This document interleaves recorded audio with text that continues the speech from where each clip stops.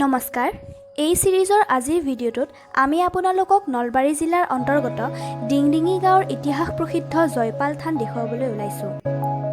এই থানখন আহোম ৰজা শিৱসিংহৰ দিনত নিৰ্মাণ কৰোৱা হৈছিল।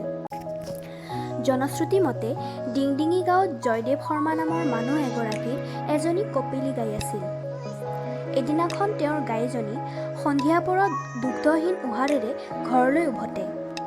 পিছে যেতিয়া দ্বিতীয় দিনৰ আবেলিও একেই ঘটনা ঘটিল, তেতিয়া জয়দেৱ চিন্তিত হৈ পৰিল।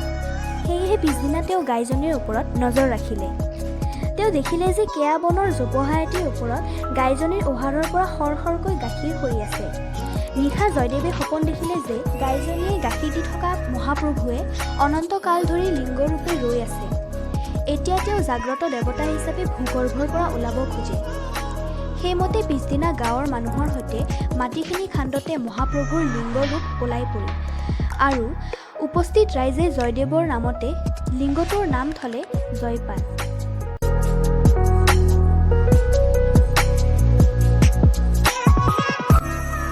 এয়া হৈছে জয়পাল থানৰ মুখ্য মন্দিৰ।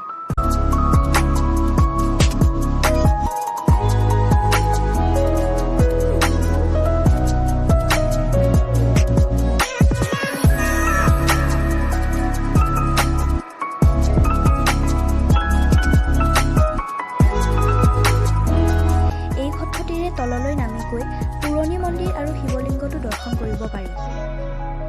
বাৰিষা এই ঠাইখিনি পানীৰে ভৰি থাকে, কিন্তু খৰালি কালত স্থানীয় ৰাইজে মঠৰ ভিতৰত জমা হোৱা পানীখিনি সিঁচি উলিয়াই দিয়ে।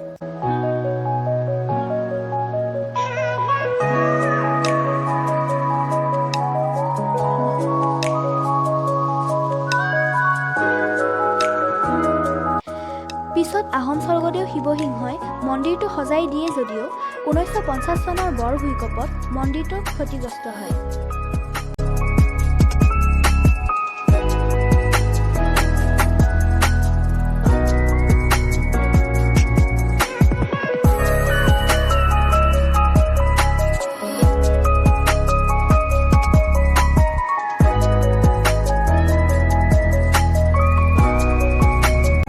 এই দেৱালয়ত 2001 চনৰ পৰা মহাৰুদ্ৰ যজ্ঞ অনুষ্ঠিত হৈ আহিছে।